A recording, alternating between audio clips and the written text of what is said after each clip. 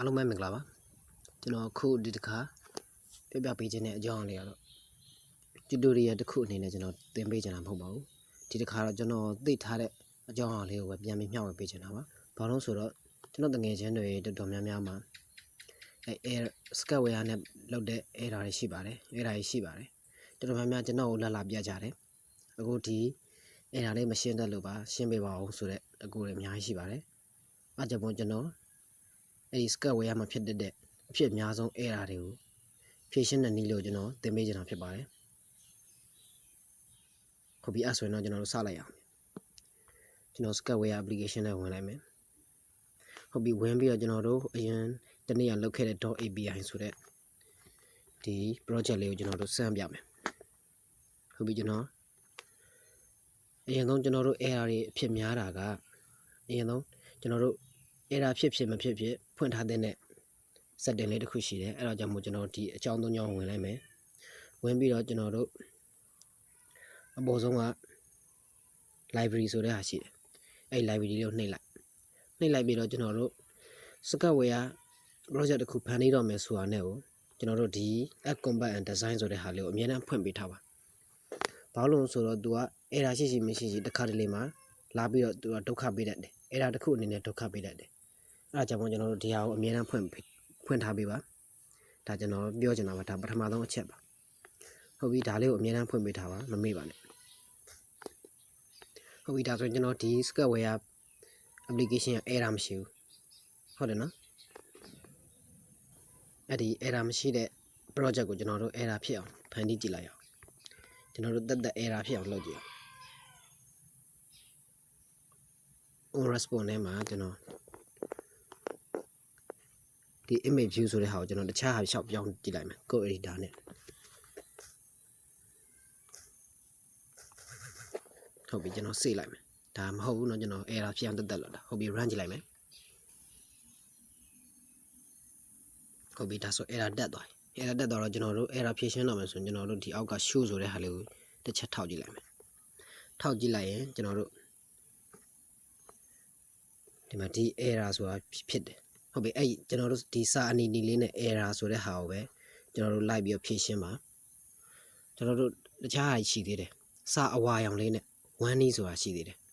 WARNING one knee ဆိုတဲ့စာလေးရှိတယ်အဲ့စာလေးတွေအဝါလေးတွေကျွန်တော်တို့ဖြည့်ရှင်းရမလို့အဲ့ကောင်တွေကတကယ်တော့ app combat တို့ဘာတို့ဖွင့်မထားဘူးဆိုရင်ဖြစ်တတ်တဲ့ error နောက်ပြီးတော့ချို့ဟာကြောက်လဲ app combat ဖွင့်ထားလဲဖြစ်တတ်တယ်အဲ့အဝါလေးကကျွန်တော်တို့ဖြည့်ရှင်းရမလို့ဘာမှမဖြစ်ဘူးကျွန်တော်တို့ဒီဖြည့်ရှင်းရမှာဒီအနီရောင် error ဆိုတဲ့ဟာလေးကိုပဲဖြည့်ရှင်းရမှာဟုတ်ပြီနော်ဒါဆိုသဘောပေါက်လာပြီထင်တယ်ဟုတ်ပြီဒါဆိုကျွန်တော်တို့ဖြည့်ရှင်းကြည့်လိုက်အောင်ဘလို့ဖြစ်တာတော့ဆိုတော့ကျွန်တော်တို့ဒီမြားလေးတွေ့မှာမလားအဲ့မြားလေးတွေအောက်ကစာကိုဖတ်ကြည့်လိုက် sorry ဒီစာကိုဖတ်ကြည့်လိုက် hello တဲ့ hello cannot be solved တွေ့ဘေးတွေပဲတစ်ခုအဖြစ်မဖြည့်ရှင်းနိုင်ဘူးဆိုတော့ကျွန်တော်တို့အဲ့ hello က error တက်နေတာဟုတ်ပြီဒီတက်သိချင်ကျွန်တော်တို့ဒီမှာဒီအပေါ်စာလေးကိုဖတ်ကြည့်လိုက် main activity .java တဲ့ line ကကျတော့ဘယ်နှကြောင်းမြောက်တုံးဆို86ကြောင်းမြောက်တဲ့အဲ့86ကြောင်းမြောက်လေးကိုမှတ်တာ activity ကကြောင့် main activity ဟုတ်ပြီကျွန်တော်တို့တစ်ချက်အဲ့ဒါကိုသွားကြည့်အောင်ကျွန်တော်တို့ error ဖြေရှင်းတော့မယ်ဆိုတော့ကျွန်တော်တို့ main activity ကျွန်တော်တို့ခုရောက်နေတာဘာလို့ဆိုတော့ဒါ main activity ဖြစ်တယ်ဒီမှာတစ်ချက်ကြည့်လိုက်ဒီမှာဒါဆို main activity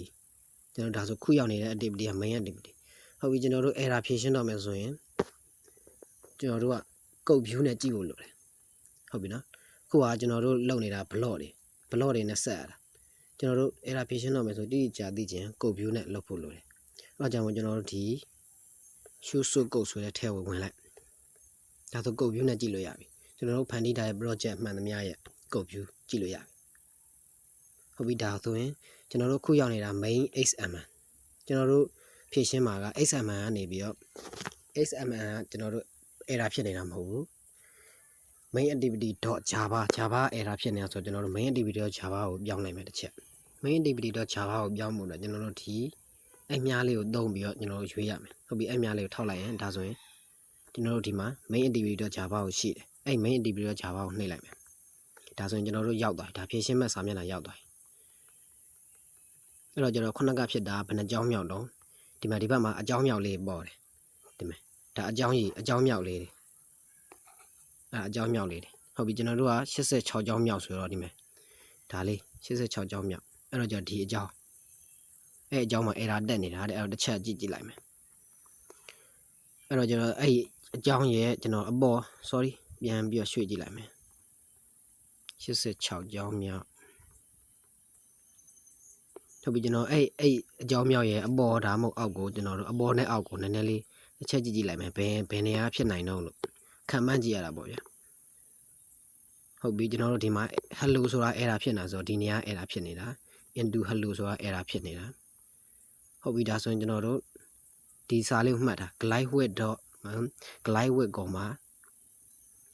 get application contact log ဆိုတဲ့အဲ့ကုတ်ကလေးကိုမှတ်တာဟုတ်ပြီကျွန်တော်ကုတ်ကဘယ်နေရာမှာပါလို့တုံးလို့သွားကြည့်လိုက်မယ်ဟုတ်ပြီကျွန်တော်ဒီနေရာကိုတန်းကြည့်လိုက်မယ်ကြည့်ပြီးတော့ကျွန်တော်တို့ကုတ် view နဲ့ကြည့်ခြင်းဒီအပေါ်ဆုံးကဒါလေးကိုကြည့်လိုက်ရင်ဒါကုတ် view ဖြစ်သွားတယ်တစ်ချက်ကြည့်လိုက်အောင်ဒါဆိုရင်ကျွန်တော်တို့ခုနက error ဖြစ်ခဲ့တဲ့ဒီ glide တော့အဲ့ဟာလေးရဖြစ်နေတာဆိုတော့ကျွန်တော်တို့အဲ့နေရာဖြစ်နေတာဟုတ်ပြီဒါဆိုကျွန်တော်တစ်ချက်ကြည့်လိုက်မယ်အော်ဒီမှာ hello ဒီနေရာဖြစ်နေတာဟုတ်ပြီနော်ဒါဆိုဒီနေရာကိုရွေးလိုက်ရင်ဒါဆိုပြန်ရသွားပြီဟုတ်ပြီဒါလို့ဆိုသဘောပေါက်လိမ့်မယ်လို့ထင်တယ်နော်တိထက်ပြဿနာ error တွေကကျွန်တော်ဒါအကြံမြင်သဘောကိုပြောပြတာerror ဆိုတော့ကျွန်တော်တို့အမျိုးမျိုးဖြစ်နိုင်တယ်ဗျာဟုတ်တယ်မလားဖြစ်နိုင်တယ်လို့အမျိုးမျိုးဖြစ်နိုင်တယ်ဟုတ်ပြီဒီနေရာအဆင်ပြေသွားထားပါတော့ဒါဆိုကျွန်တော်တို့ဒီနေရာမှာပြောင်းကြည့်လိုက်မယ်တကယ်တမ်း message ဆိုတဲ့key ရမပါဘူးဟုတ်တယ်နော်ကျွန်တော်တို့မနေ့ကလောက်ခဲ့တဲ့ခွေးပုံလေး .api မှာ message ဆိုတဲ့ key ရပါတယ်ဟုတ်နော် message ဆိုတဲ့ key ရပါတယ်ကျွန်တော်ရှောက်ရေးကြည့်လိုက်မယ် key ဆိုတဲ့ key ကိုကျွန်တော်တို့ရှောက်ရေးကြည့်လိုက်မယ်ဒီကတကယ်တမ်းတော့မပါဘူးနော်ကျွန်တော်တို့ error ဖြစ်ချင်ကျွန်တော်တက်လုပ်လိုက်တာဟုတ်ပြီဒါဆိုရင်ကျွန်တော်တို့အဲ့ application sorry အဲ့ project ကို run မယ်ဆိုရင် error မဖြစ်ဘူးဘာလို့လဲဆိုတော့သူ့ရဲ့ Java ကုတ်တွေထဲက error ဖြစ်နေတာမဟုတ်ဘဲနဲ့သူကဒီနေရာမှားတာဖြစ်တဲ့အတွက်သူ API key ကိုခေါ်တဲ့နေရာမှာမှားတာဖြစ်တဲ့အတွက်ကျွန်တော်တို့ project ကို run တဲ့နေရာမှာ error ဖြစ်မှာမဟုတ်ဘူးဘယ်နေရာမှာသွား error ဖြစ်မလဲဆိုတော့ကျွန်တော်တို့ app ကိုဖွင့်တဲ့အခါမှာ error ဖြစ်မယ်ဟုတ်ပြီကျွန်တော်ဒါဆို run ကြည့်လိုက်မယ်ဒီမဲ့ error မဖြစ်ပါဘူးကျွန်တော်တို့ APK sign in လုပ်နေပြီဟုတ်ပြီဒါဆိုကျွန်တော် line ဖွင့်ပြီးတော့ install တင်ပြီးတော့ open ကြည့်လိုက်မယ်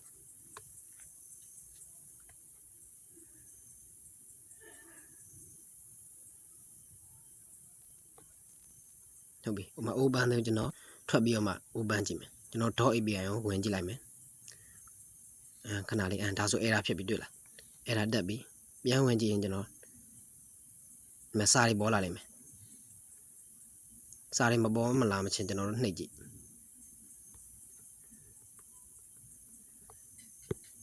စာပေါ်ကိုပေါ်လာမှာတွေ့လားစာပေါ်လာရင်ဒါပေမဲ့ app ကသူ့လိုပြန်ပြီးတော့ပိတ်သွားတာစာတွေကိုပြန်ဖတ်ရမှာ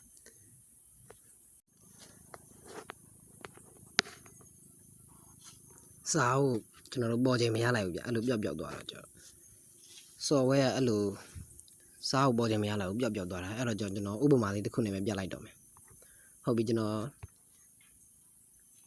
ဓာတ်ပုံလေးကိုဖွင့်လိုက်မယ်ဟုတ်ပြီ error ဒီလိုလေးပေါ့အဲ့ဒီ software ထဲမှာဖြစ်တဲ့ error ဆိုဒီလိုလေးပေါ်လာမယ်အဲ့လိုမျက်နှာပြင်လေးနဲ့ဒီအောက်မှာကျတော့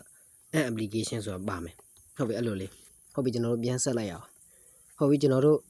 ဖြည့်ရှင်းကြည့်ရမှာကျွန်တော်တို့မသိတဲ့ဟာတွေကိုကြောထားကြလိုက်ပါသိတဲ့ဟာလောက်ပဲဖတ်ပါဟုတ်ပြီအဲ့လိုပြောချင်တယ်ကျွန်တော်တို့မသိတဲ့ဟာဒီမှာဒါကျွန်တော်တို့ရဲ့ software ထဲမှာမပါဘူးတစ်ချက်ကြည့်လိုက်လေ android.widget.applet view ဆိုတော့ကျွန်တော်တို့ထဲမှာဘာမှမပါတော့တရားကြတော့ကျွန်တော်တို့ရဲ့ package name လေ con.happyset.now. ဆိုတာကျွန်တော်ရဲ့ package name ဆိုတော့ဒါကျွန်တော်တို့ software ထဲမှာပါတဲ့ error ပဲဖြစ်ရမယ်အဲ့တော့ကျွန်တော်တို့အဲ့ဒီအကြောင်းမြောက်ကိုပဲကျွန်တော်တို့ဖြည့်ရှင်းရမယ်ဟုတ်ပြီအဲ့ဆိုအဲ့အကြောင်းမြောက်ကိုကြည့်လိုက် main activity.java က line ကဘယ်နဲ့ကြောင်းမြောက်တုံးဆို183ကြောင်းမြောက်အဲ့တော့ကျွန်တော်တို့183ကြောင်းမြောက်ကိုတစ်ချက်ကြည့်လိုက်အောင်မယ်ဟုတ်ပြီအဲ့လောက်ဆိုရင်နားလည်လိမ့်မယ်ထင်တယ်အားလုံးကျေးဇူးတင်ပါတယ်